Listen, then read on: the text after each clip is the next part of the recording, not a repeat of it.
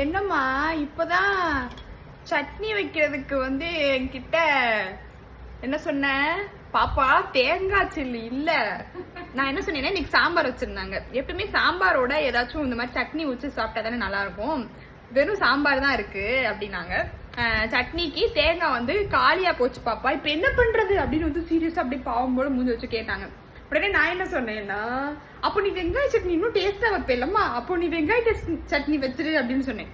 உடனே அங்க போய் யோசிச்சிருக்காங்க போல, என்னடா இது வெங்காய சட்னி வச்சா ரொம்ப வேலையாகுமே, சரி அப்போ நம்ம ஒளிச்சு வச்ச தேங்காய் எடுத்துருவோம் அப்படின்னு தேங்காயை ஒளிச்சு வச்சா எடுத்துட்டாங்க.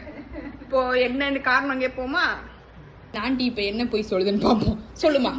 இப்போ தேங்காய் சட்னிக்கு எனக்கு ஒரு ஜஸ்டிஸ் வேணும். இப்ப எனக்கு இல்லடா. நீ தேங்காய் சட்னி கேட்டியா? சரி சரி நீ போட்டு அதை அரைக்கணுமே அப்படின்ட்டு உன்ட்ட வந்து அப்படியே அடிச்சு விட்டேன். அப்ப நிஜமாலே அதுதான் காரணம்.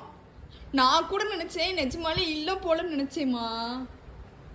சரி நீ இல்லன்னு சொல்லிடுவேற, சாம்பார் வச்சு ஒப்பேத்திடலாம் பார்த்தேன். நீங்களா வெங்காய சட்னி வையுங்க.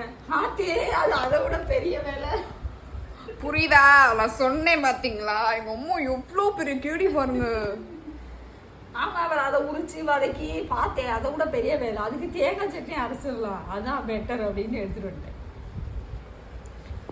தயவு செஞ்சு தெரியலனா, தயவு செஞ்சு இப்படி ஒரு கோளாறு மம்மி உங்கள் வீட்டில் இருந்தாங்கன்னா கண்டிப்பா இந்த வீடியோ காமிங்க, அம்மா உன்னே மாதிரி ஒரு கோளாறு மம்மி அங்கே இருக்காங்க அப்படின்னு சொல்லிட்டு கமெண்ட் பண்ணுங்க.